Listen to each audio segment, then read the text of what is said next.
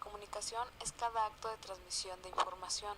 La información, en el sentido más amplio de la palabra, incluye pensamientos, ideas y emociones. Los medios de comunicación lo utilizan para comunicar un mensaje. Los medios son canales que utilizamos para comunicarnos, por ejemplo, la televisión, internet, radio, teléfonos móviles, etc. Son las declaraciones acerca de la realidad que tratan de explicar o predecir la relación entre los fenómenos. Hay varias medidas para recopilar datos. La primera es la observación. Las personas toman decisiones conscientes respecto al uso de los medios de comunicación. En segundo lugar, las personas son conscientes de sus necesidades. En tercer lugar, la gente selecciona los medios de comunicación que los dejen satisfechos.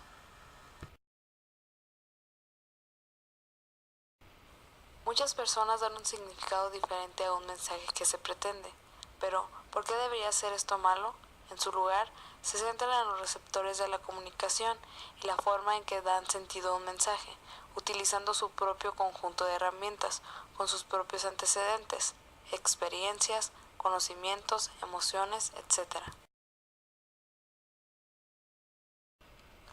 Este enfoque se ocupa de la forma en que usamos la comunicación para dar sentido al mundo que nos rodea, construir nuestra propia realidad social, el papel de la comunicación en la dinámica de un grupo y la interpretación social. Se considera la comunicación como medio para compartir y reforzar las ideas con las que constantemente creamos y adaptamos nuestras culturas. El primer enfoque es la perspectiva de la transmisión lineal, comunicación correcta. El segundo enfoque considera la comunicación como la producción y el intercambio de significados. Tiene que ver con la construcción de mensajes mediante señales. El tercer enfoque es cómo usamos la comunicación para construir nuestra realidad social. Examina muchas maneras de conectarnos con gente que nos rodea, mediante el cambio de ideas constantemente, y construyendo de este modo reforzar nuestra identidad. La historia de la ciencia de la comunicación se remonta a la antigua Grecia, debido a que los escritos de los griegos son los más antiguos sobre este tema y que ha sobrevivido al pasar de los años. De ahí pasamos a la época medieval, una época en la que había poco o casi nada de ciencia de la comunicación. Cabe resaltar el siglo XIX, ya que es la época de la industrialización, el cambio político y el cambio de la comunicación horizontal. En el siglo V a.C., la antigua Grecia se encontraba partida y en guerra por el poder político, y con ello surgió la necesidad de una mejor comprensión del funcionamiento de la comunicación en masas. Por lo que en esta época prosperó la ciencia de la comunicación, gracias a importantes figuras históricas como Sócrates, Platón y Aristóteles.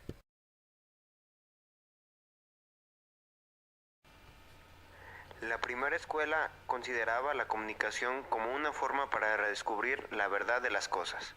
Esta escuela comenzó con el famoso filósofo Sócrates y Platón. Ellos ponían un gran énfasis en el papel de discurso y la argumentación lógica en el proceso de la comunicación.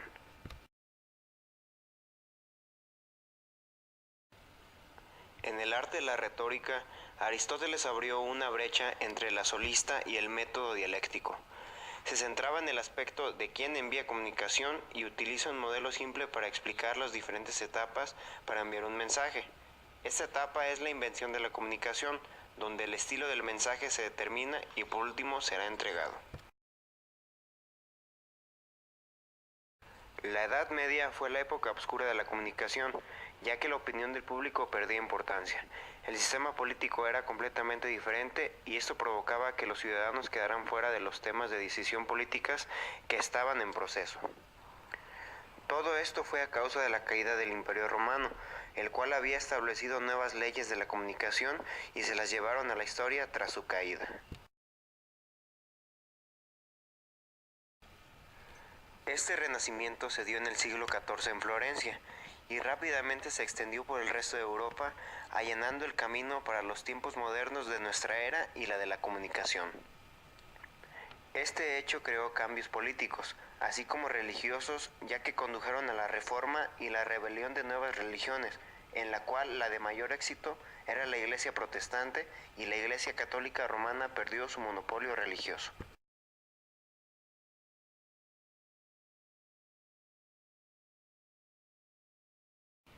La invención de Gutenberg hizo posible que se imprimieran libros y folletos para entretener, persuadir e informar a los lectores.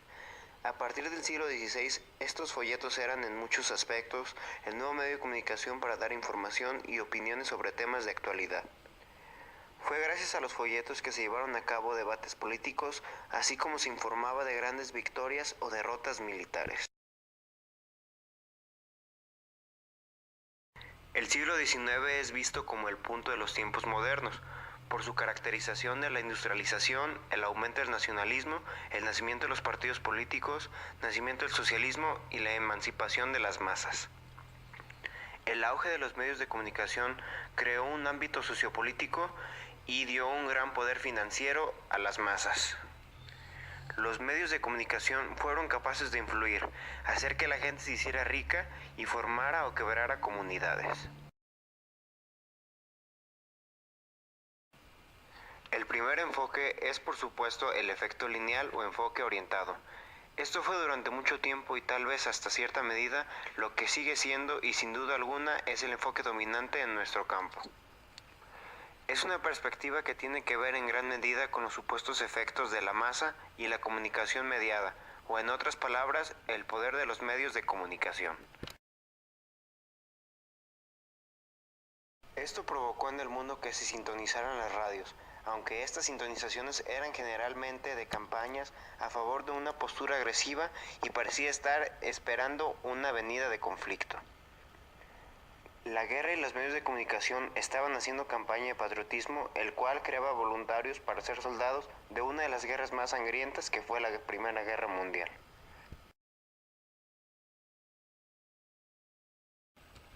La correlación entre la causa y el presunto efectuar durante la Primera Guerra Mundial había aumentado masivamente la creencia en el poder de los medios de comunicación.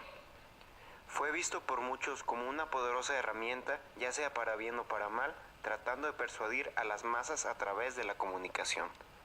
La persuasión a través de la comunicación fue un hot topic, tanto como un peligro y como una solución potencial para muchos desafíos.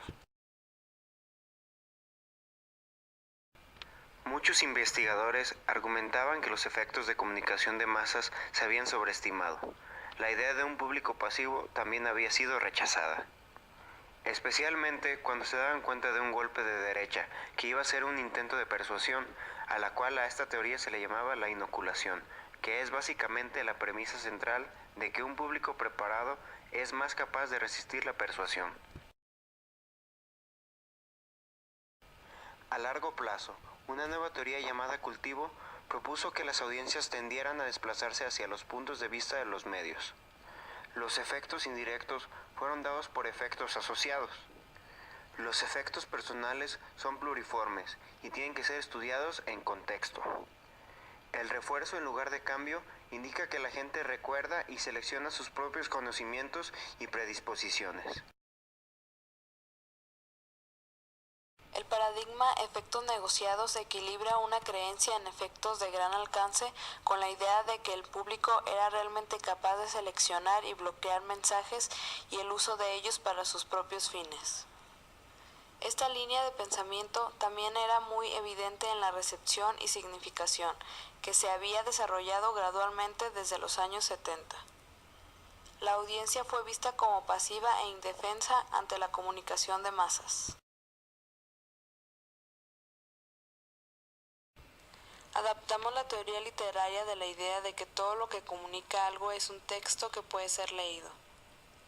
El modelo más influyente de la semiótica era tal vez este modelo del siglo XXI por Ferdinand de Saussure, en lo que explica que un signo se compone de dos cosas. En primer lugar, es el significante, que es la forma de afirmar. En segundo lugar, el concepto, que representa el significado. La La idea del mensaje de desconstrucción requiere de ciertas habilidades y varía de persona a persona dependiendo de sus antecedentes, conocimientos y predisposiciones, que sin duda se supone una gran cantidad de actividad de audiencia. Comercialmente, el más alto nivel de audiencia es la internalización y el más valioso son los medios de comunicación, en donde las personas solamente reciben un mensaje. Se supuso en 1979 que la información podía ser procesada a través de una central o un camino periférico. La teoría nos dice que los intentos de persuasión deberían tener en cuenta las predisposiciones de la audiencia, en concreto, a. la motivación para entender un mensaje y b. la capacidad para entender un mensaje. Todos tenemos nuestros propios accesos directos o filtros en nuestra experiencia personal o intereses.